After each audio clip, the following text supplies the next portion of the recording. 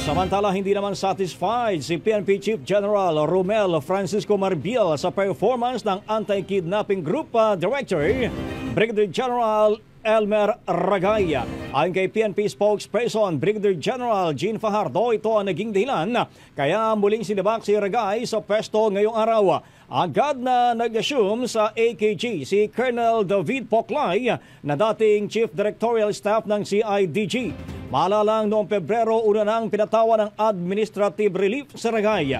Maraang questionin ang legitimacy ng rescue operation ng PNP AKG sa dinukot na 14-year-old student na nag-aaral sa British School, Manila. Kahapon naman, bangkay na ng matagpuan sa Rodriguez Rizal ang negosyanteng Chinese at kanyang driver na una ring napaulat na kinidnap. Ang bahaging ito ay hatid sa atin ng Drive Max Coffee. Ligayang tuloy-tuloy!